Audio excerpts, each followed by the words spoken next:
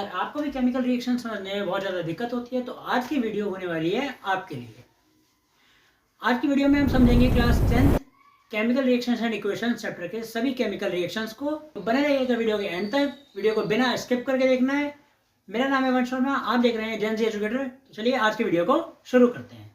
तो आज की वीडियो स्टार्ट करने से पहले हम पहले तो ये समझेंगे कि स्टूडेंट्स अधिकतर क्या कॉमन मिस्टेक्स करते हैं केमिकल रिएक्शंस को समझने में, जिस वजह से वो उनके अंदर बहुत ज़्यादा ही कंफ्यूज हो जाते हैं। सबसे पहला पॉइंट है कि अंधाधुंध वो रट्टाफिकेशन करते हैं, रट्टा लगाते हैं।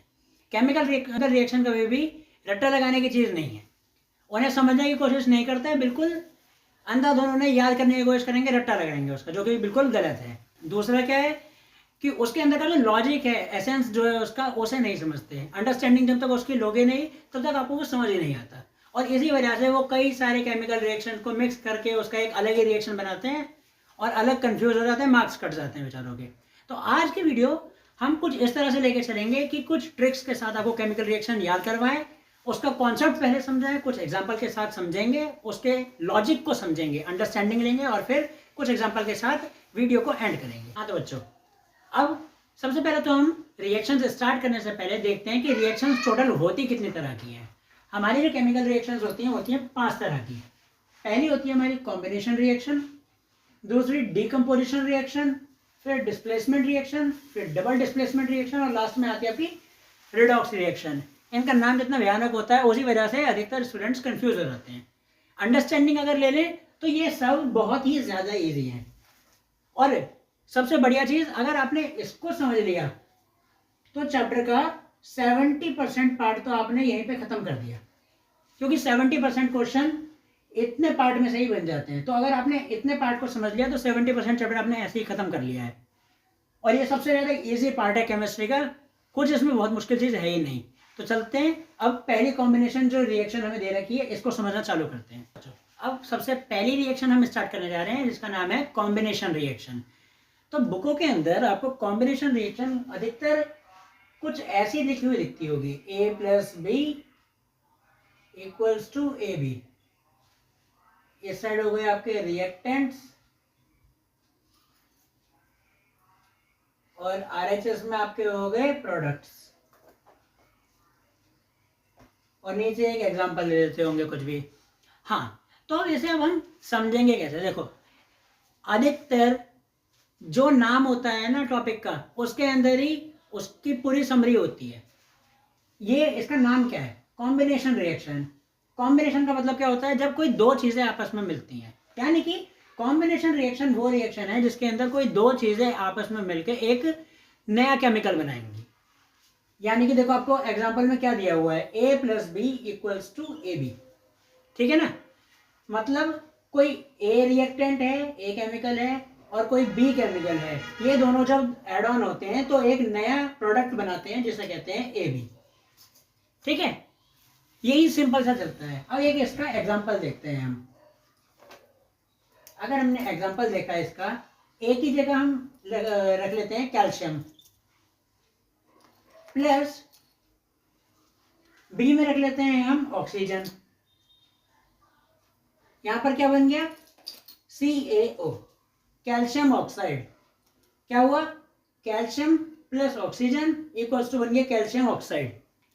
ठीक है, अगर एक और देखें हम, तो जैसे हाइड्रोजन प्लस क्लोरीन = क्या बन गया? HCl। HCl क्या होता है? Hydrochloric acid. मतलब दो केमिकल्स को हमने बस क्या करना है? प्लस करना है। H + Cl HCl, calcium plus oxygen = calcium oxide. ठीक है, तो कॉम्बिनेशन रिएक्शन हमारा क्या कहता है? जब दो कोई भी केमिकल्स, यानी कि कोई केमिकल A यानी कि कोई रिएक्टेंट A और रिएक्टेंट B, जब दोनों प्लस होते हैं, जुड़ते हैं, मिलते हैं, तो आपका एक नया प्रोडक्ट बनाते हैं जिसको हम कहते हैं AB। कॉम्बिनेशन वाले में बस इतना ध्यान रखो, तुम्हारा दो कोई रिएक्टेंट आपस में मिलकर एक नया प्रोडक्ट बना देंगे, A + B = AB। बस। अब अगर आपको कॉम्बिनेशन समझ आ गया तो डीकम्पोजिशन समझने में बिल्कुल दिक्कत नहीं आएगी। कॉम्बिनेशन, जुड़ना। कॉम्बिनेशन का हिंदी में मतलब क्या होता है? जुड़ना, जिसकी वजह से कोई दो केमिकल आपस में जुड़ के एक नया प्रोडक्ट बना देते हैं, ठीक है ना। तो मे बी आपको यहाँ पर कॉम्बिनेशन रिएक्शन इजीली समझ आ गया होगा, सबसे इजी रिएक्शन है, कुछ भी नहीं है इसके अंदर। अब चलते हैं नेक्स्ट रिएक्शन की तरफ, जो है आपका डीकम्पोजिशन रिएक्शन। तो बच्चों अब पढ़ते हैं दूसरा रिएक्शन। दूसरा कौन सा है? Decomposition reaction. डीकम्पोजिशन वर्ड क्या बताता है? हमने बायोलॉजी में कई बार पढ़ा हुआ है कि डीकम्पोज करना है, जैसे नॉन बायोडिग्रेडेबल बायोडिग्रेडेबल चीजें पढ़ते हैं ना, कि वो डीकम्पोज हो जाती हैं। डीकम्पोज का मतलब क्या होता है? इसका हिंदी में मतलब होता है टूटना, यानी कि इसके अंदर जो रिएक्टेंट होता है अब वो जुड़ेगा नहीं, अब वो टूटेगा। तो कॉम्बिनेशन रिएक्शन का जस्ट उल्टा यहां पर होएगा। यहां पर क्या हो रहा था? a plus B equals to A B, अब यहां पर उसका उल्टा हो जाएगा। यहां पर डीकम्पोजिशन जो होती है वो टूटती है, मतलब कि रिएक्टेंट जो है वो भी टूटेगा। एक रिएक्टेंट को अगर यहां पर हम हीट में, लाइट में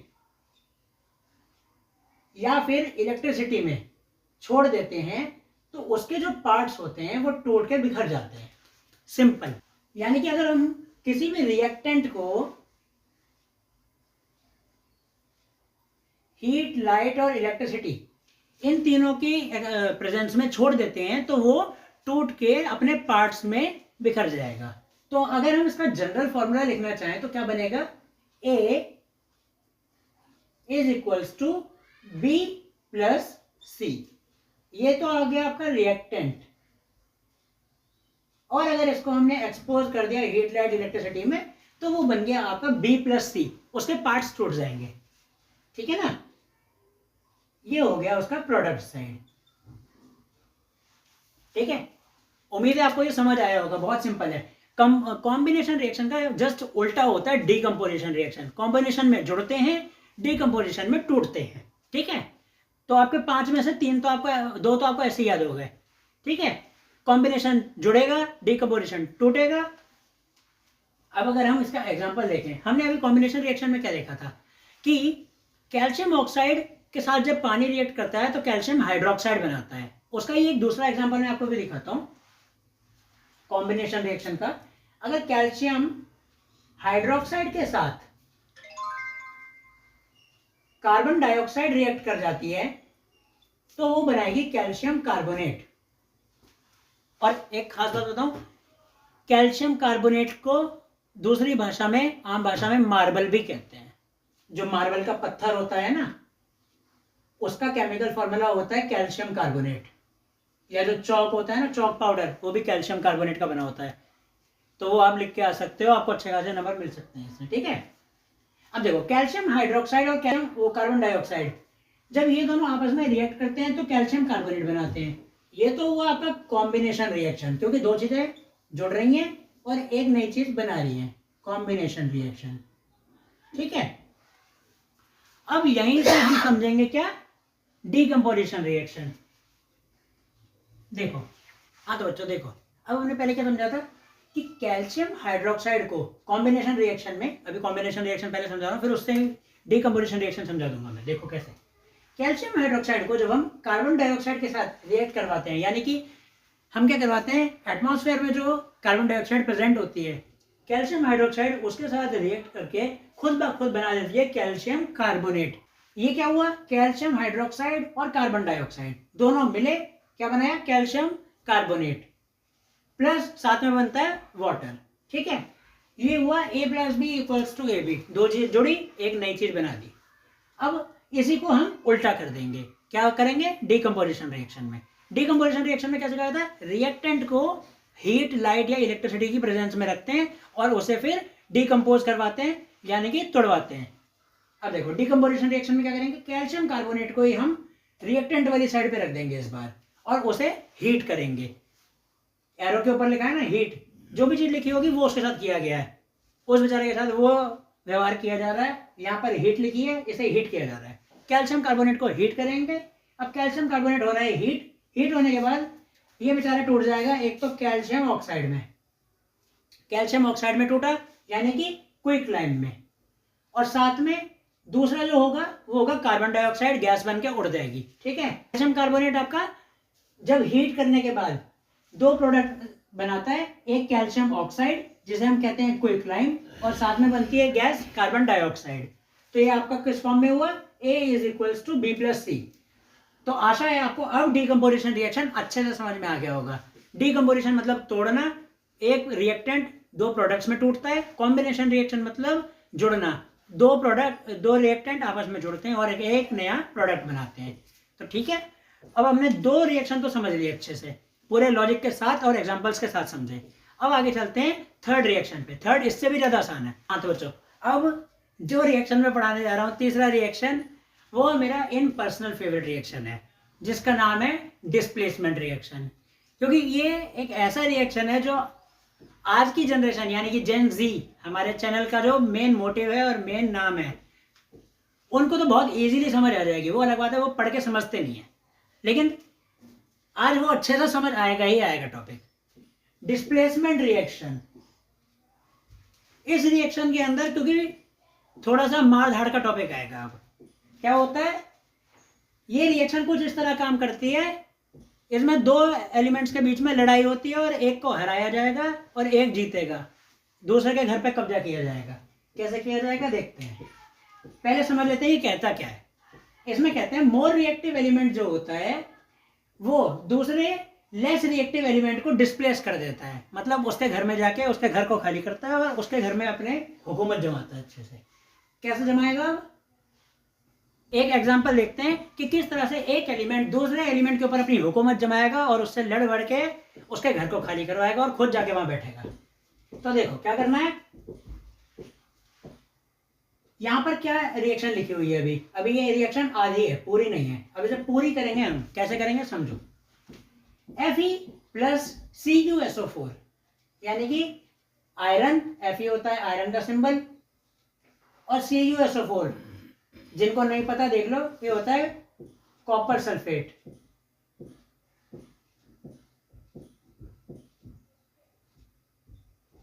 ठीक है ना, कॉपर सल्फेट। अब देखो इसमें क्या होगा, आयरन जो है हम जानते हैं, जिन जिन बच्चों को रिएक्टिविटी सीरीज याद होगी वो बहुत इजीली इसको कर लेंगे। आयरन क्या करता है, कॉपर सल्फेट के पास जाता है और उनके घर में घुस के कहता है कॉपर से ही कि कॉपर अब तुम्हें यहां से निकलना है, गेट आउट, निकलो। तो यहाँ पे क्या होगा, कॉपर को तो निकाल दिया जाएगा बेचारे को बाहर, कॉपर निकला बाहर, प्लस आयरन हो गया सल्फेट के घर में कैद, या फिर उसने हुकूमत जमा ली वहां पर, तो FeSO4। और इस तरह से हमारी रिएक्शन होती है पूरी, कॉपर प्लस FeSO4। यहां पर देखो, यहां पर बेचारा आयरन बाहर है, कॉपर घर के अंदर है, लेकिन इस साइड जैसे ही जाएंगे तो कॉपर को कर दिया गया बाहर और आयरन उसके घर में घुस के बैठ गया। तो मतलब क्या हुआ, यहाँ पर आयरन जो था मोर रिएक्टिव एलिमेंट था यहाँ पर, और बेचारे कॉपर के पास ताकत थी कम, वो उससे दब गया और उसे घर से बाहर निकाल दिया गया। तो क्या हुआ, आयरन ने कहा कॉपर से कि आयरन, ओ कॉपर अब तुम बाहर निकलो यहाँ से, और उसे उसके घर से बाहर निकाला गया और बेचारा आयरन कॉपर के ऊपर हुकूमत जमा के उसके घर में जाके बैठ गया, और कॉपर अब बाहर है, आयरन उसके घर में है। तो नई चीज क्या बनी तुम्हारी प्रोडक्ट में, कॉपर हुआ बाहर और अंदर बन गया तुम्हारा नया फेरिक सल्फेट।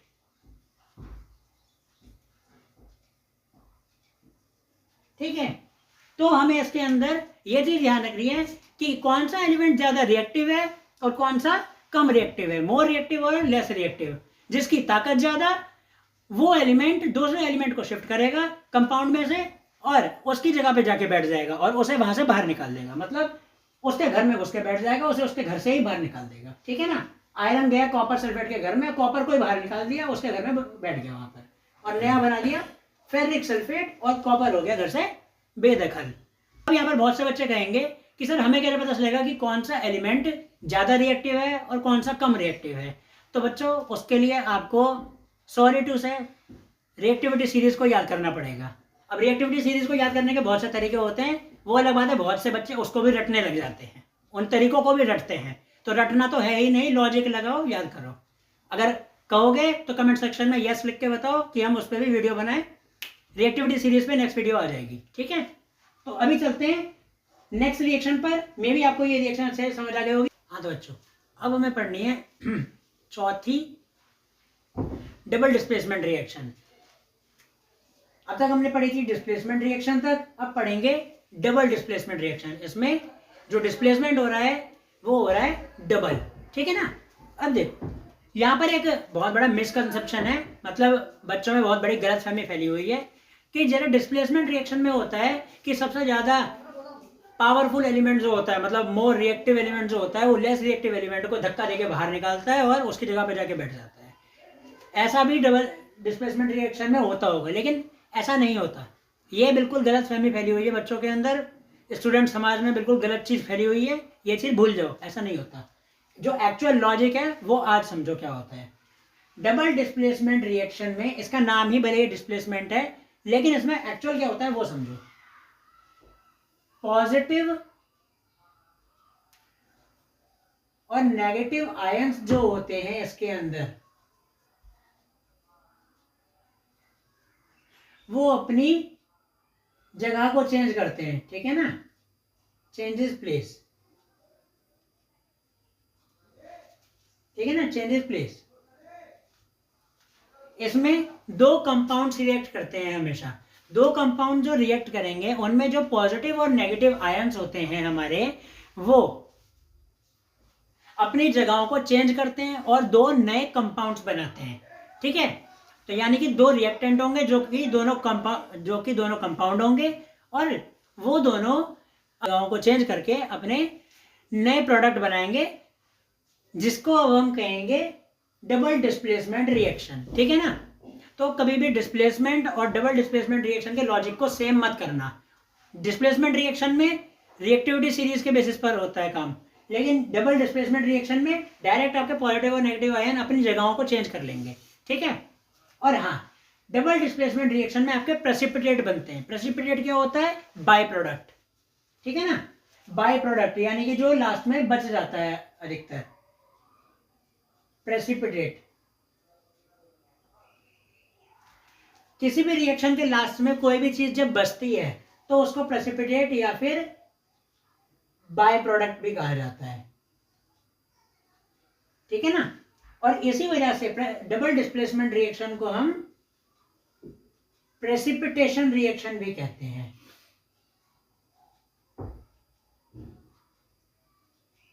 ठीक है ना। क्या कहते हैं? प्रेसिपिटेट बचने के कारण इसको प्रेसिपिटेशन रिएक्शन भी कहा जाता है। तो अगर आपसे एग्जाम में सवाल आ जाता है व्हाट इज प्रेसिपिटेशन रिएक्शन, तो आप डबल डिस्प्लेसमेंट रिएक्शन को ही वहां पर प्रेसिपिटेशन रिएक्शन के तौर पर लिख सकते हो, ठीक है। तो मे भी आपको ये समझ आ गया होगा। अब इसका एक एग्जांपल देखते हैं ताकि आपको और क्रिस्टल क्लैरिटी आ जाए। हाँ तो बच्चों, अब एक एग्जांपल देखते हैं। एग्जांपल क्या है? Na2SO4, जिसका नाम होता है सोडियम सल्फेट। एक चीज अच्छे से ध्यान रखो कि केमिकल फॉर्मूले के साथ साथ आपको उसका केमिकल नेम भी पता होना चाहिए हर एक कंपाउंड का। अब पहला कंपाउंड है Na2SO4 सोडियम सल्फेट, दूसरा है BaCl2 बेरियम क्लोराइड। अब देखो क्या होता है इसमें, मैंने जैसे कि स्टार्टिंग में बताया था, पॉजिटिव और नेगेटिव आयन दोनों अपनी जगहों को चेंज कर लेते हैं। तो आप लोग ज्यादा कंफ्यूज मत होना, एक सिंपल सा सीधा साधा रूल बना लो। पहले वाले जो आपका एलिमेंट है उसको चेंज करना है आपको। अगर आप सीधा सीधा इसको चेंज कर दोगे तो बस आपका रिएक्शन पूरा हो जाएगा। यानी कि अभी हम क्या करेंगे, सोडियम को बेरियम की जगह ले जाएंगे और बेरियम को सोडियम की जगह ले जाएंगे, दैट्स इट, ठीक है ना।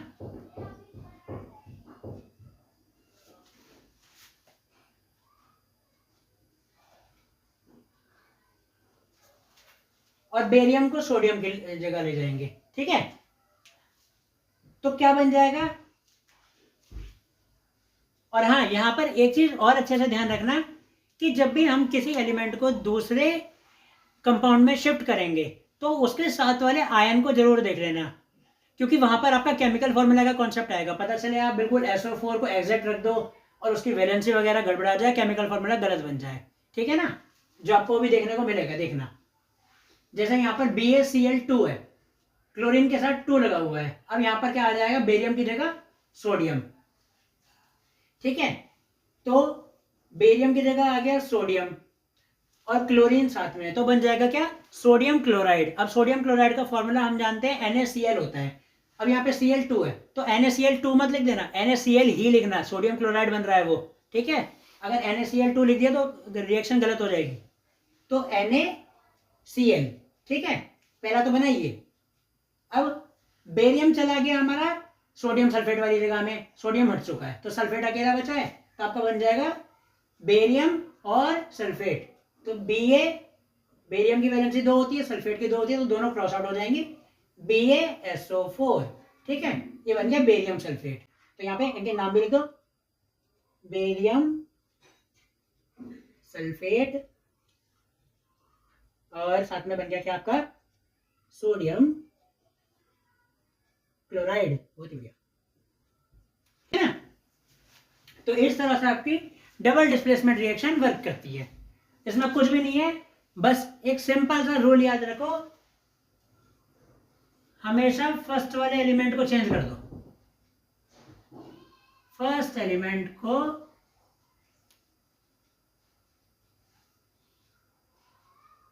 चेंज कर दो बस, और किसी को मत करो, फर्स्ट एलिमेंट को चेंज कर दो, आपकी डबल डिस्प्लेसमेंट रिएक्शन पूरी हो जाएगी। बस हाँ, एक चीज ध्यान रखना, केमिकल फॉर्मूला सही बनाना, और अगर केमिकल फॉर्मूला बनाना नहीं आता है तो आई बटन में मैं लिंक दे दूंगा, वहां पर जाके क्लिक करो, अभी केमिकल फॉर्मूला की वीडियो देखो हमारी, मैंने केमिकल फॉर्मूला बनाना सिखा रखा है, उसे सीखो और उसके बाद फिर दोबारा यहाँ आकर दोबारा सीखो, ठीक है। तो चलते हैं अब आज की लास्ट रिएक्शन पर। आशा करता हूँ कि आपको अब तक की चारों रिएक्शन क्रिस्टल क्लियर इजीली समझ आ रही होंगी। पांचवी रिएक्शन देखते हैं, रेडॉक्स रिएक्शन। अब पढ़ने वाले हैं लास्ट रिएक्शन, पांचवी रिएक्शन, जिसका नाम है रेडॉक्स रिएक्शन। सबसे ज्यादा कंफ्यूजिंग रिएक्शन ये लगती है बच्चों को, लेकिन अब ये कंफ्यूजिंग नहीं रहेगी, क्योंकि आप यहाँ आए क्यों, अपनी कंफ्यूजन दूर करने। तो आज हम रेडॉक्स रिएक्शन को अच्छे से क्लियर करेंगे ताकि आपको इसमें कोई कंफ्यूजन ना रह जाए। देखो, रेडॉक्स रिएक्शन हम उस रिएक्शन को कहते हैं जिसके अंदर रिडक्शन और ऑक्सीडेशन दोनों सेम टाइम पर होता है। क्या क्या बताया मैंने, एक तो रिडक्शन और एक ऑक्सीडेशन, ये दोनों जो होते हैं बिल्कुल सेम टाइम पर जिस भी रिएक्शन में होते हैं वो आपका कहलाता है क्या, रेडॉक्स रिएक्शन। अब सर ये आप क्या कह गए कि रिडक्शन और ऑक्सीडेशन ये क्या होता है। सबसे पहले तो यही समझना जरूरी है ना, कॉम्प्लेक्स टर्म्स को सिंपल करना है, उन्हें सिंपल कर दिया तो आपको पूरा कॉन्सेप्ट समझ आ जाएगा। हाँ तो बच्चों अब समझना है हमें ऑक्सीडेशन क्या होता है। ऑक्सीडेशन के अंदर हमारे 3 पॉइंट हैं, उन्हें मेजर आपको याद रखना पड़ेगा। सबसे पहले तो ऑक्सीडेशन नाम से समझ आ रहा है कि ऑक्सीजन से रिलेटेड कुछ हो रहा है। ऑक्सीडेशन मतलब ऑक्सीजन का एडिशन, ठीक है ना। तो यहाँ पे हम लिख सकते हैं, एक तो होता है ऑक्सीजन गेन होता है, ठीक है, जब भी ऑक्सीडेशन होता है तो ऑक्सीजन गेन होगा। दूसरा क्या होता है, हाइड्रोजन का लॉस होता है, ठीक है। और हाइड्रोजन के लॉस के साथ साथ एक चीज और मेजर ध्यान रखनी है, जहां पर कंफ्यूजन क्रिएट होती है ज्यादा, अभी उसे हम क्लियर करेंगे बिल्कुल। क्या, इलेक्ट्रॉन्स का भी लॉस होता है, ठीक है। ऑक्सीडेशन में आपका ऑक्सीजन गेन होगा, हाइड्रोजन लॉस होगा और इलेक्ट्रॉन्स का लॉस होगा, ठीक है। दूसरा समझते हैं, दूसरा होता है रिडक्शन, इससे जस्ट उल्टा चलता है हमेशा। रिडक्शन में क्या होता है, इसमें ऑक्सीजन लॉस होगा,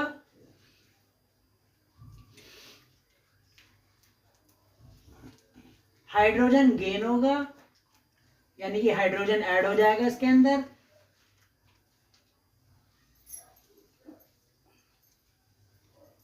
और इलेक्ट्रॉन्स भी आपके जो होंगे वो गेन होंगे, यानी कि ऐड होंगे, ठीक है ना। अब यहां पर चलो इतना तो समझ आ गया कि ऑक्सीडेशन नाम से समझ आ रहा है कि ऑक्सीडेशन है मतलब ऑक्सीजन ऐड होगा, और ऑक्सीजन ऐड होगा तो जाहिर सी बात है वहां से हाइड्रोजन आपका लॉस होना ही हो रहा है, क्योंकि ये दोनों रिएक्शन साथ में होते हैं। अब दोनों एक दूसरे के उल्टे होंगे, लेकिन इलेक्ट्रॉन का लॉस और इलेक्ट्रॉन का गेन ये क्यों हो रहा है, ये समझना है। अब इसको समझते हैं। जैसा प्रीवियस क्लासेस में पढ़ा हुआ है, एक एटम इलेक्ट्रॉन को लूज या फिर गेन क्यों करता है, स्टेबिलिटी पाने के लिए, अपने ऑक्टेट को पूरा करता है, अपने आउटर शेल को पूरा करता है, पूरा फिल करता है 8 इलेक्ट्रॉन से। किससे? 8 इलेक्ट्रॉन से। ठीक है ना। तो हम इसे ऐसे याद रख सकते हैं, ऐसे कहा था अपनी पिछली क्लासेस में, कि जो मेटल्स होते हैं उनके आउटर शेल में कितने इलेक्ट्रॉन्स होते हैं? 1, 2 या 3। ठीक है ना। और जो आपके नॉन मेटल्स होते हैं उनके आउटर शेल में कितने इलेक्ट्रॉन्स होते हैं? 5, 6 या फिर 7। ठीक है। तो जो मेटल्स होते हैं आपके 1, 2, 3 इलेक्ट्रॉन्स होने के कारण वो हमेशा अपने इलेक्ट्रॉन्स को लूज करते हैं, और वो इलेक्ट्रॉन्स लूज करने के कारण उन्हें क्या कहते हैं? वो हो जाते हैं ऑक्सीडाइज। क्या हो जाते हैं? ऑक्सीडाइज। ठीक है। और जो एलिमेंट यानी कि जो नॉन मेटल्स होते हैं वो इलेक्ट्रॉन्स को गेन करते हैं, इलेक्ट्रॉन्स को लेते हैं, उन्हें कहते हैं हम रिड्यूस हो गए। वो क्या हो गए? रिड्यूस। ठीक है ना। जैसे अभी एक एग्जांपल से देखेंगे। जैसे देखो बच्चों, सोडियम एक मेटल है। अब हम जानते हैं कि इसके टोटल इलेक्ट्रॉन्स कितने होते हैं? 11।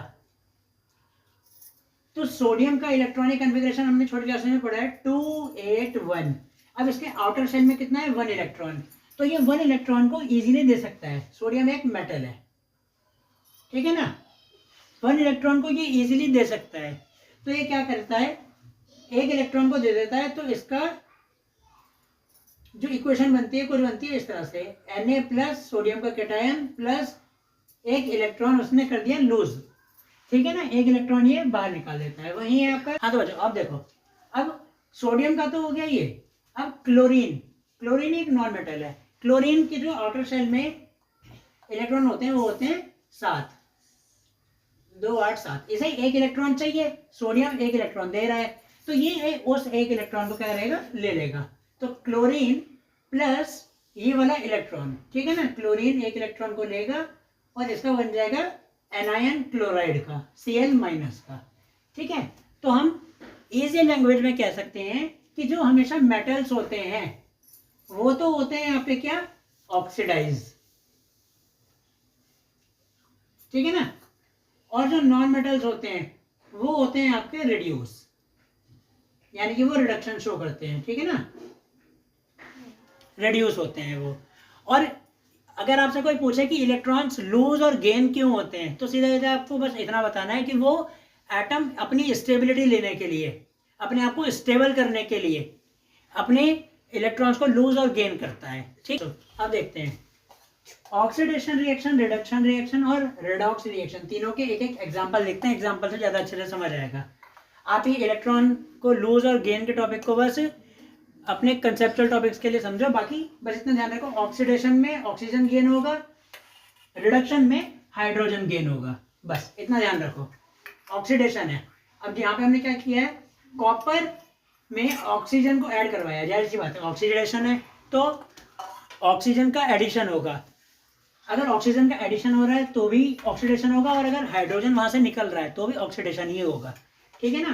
तो देखो कॉपर में ऑक्सीजन प्लस हुआ, बन गया कॉपर ऑक्साइड। यहाँ पे आप जाहिर से देख सकते हैं कॉपर की वैलेंसी 2 होती है, ऑक्सीजन की वैलेंसी जो होती है वो भी 2 होती है। अब अगर हम इनका केमिकल फॉर्मूला बनाने की कोशिश करते हैं तो वो ऑक्सीजन के 2 इलेक्ट्रॉन्स, कॉपर जो अपने 2 इलेक्ट्रॉन्स को लूज करता है यहाँ से, उन 2 इलेक्ट्रॉन्स को कैच कर लेता है कौन? ऑक्सीजन, और जिस वजह से आपका बन जाता है क्या? Copper oxide. ठीक है। तो ये हुआ आपका क्या? Oxidation reaction. इसी तरह काम करता है आपका रिडक्शन रिएक्शन। रिडक्शन में क्या होता है, कॉपर ऑक्साइड में अगर हमने हाइड्रोजन को ऐड कर दिया तो हमने क्या सीखा था, रिडक्शन में क्या होता है, हाइड्रोजन आता है, ऑक्सीजन निकलता है। अब ऑक्सीजन यहाँ से निकल जाएगा, हाइड्रोजन में ऐड हो जाएगा, तो कॉपर अकेला रह गया, हाइड्रोजन के साथ ऑक्सीजन मिला तो H2O बना, यानी कि H2O क्या होता है? वाटर। यहाँ पे आपका रिडक्शन रिएक्शन खत्म होता है। अब रिडॉक्स रिएक्शन के अंदर हम ऑक्सीडेशन और रिडक्शन पढ़ते हैं, जिसके कारण रिडॉक्स रिएक्शन नाम पड़ता है। कैसे? रिडक्शन का रेड लो और ऑक्सीडेशन का ऑक्स लो। Red ox redox, redox reaction बनता है ऐसे, क्योंकि कभी भी कोई रिएक्शन अकेला नहीं हो सकता। रेडॉक्स रिएक्शन में रिडक्शन और ऑक्सीडेशन दोनों हमेशा साथ में ही होते हैं, जिसकी वजह से रेडॉक्स रिएक्शन बनता है। अब रेडॉक्स रिएक्शन का एक एग्जांपल है जिंक प्लस कॉपर सल्फेट। इसमें जिंक अपने 2 इलेक्ट्रॉन्स देगा, वो जाके सल्फेट में मिलेगा और कॉपर आपका बाहर निकल जाएगा, तो बन गया जिंक सल्फेट प्लस कॉपर। ये आपका डिस्प्लेसमेंट रिएक्शन का भी एग्जांपल है जो कि अभी हमने पढ़ा था।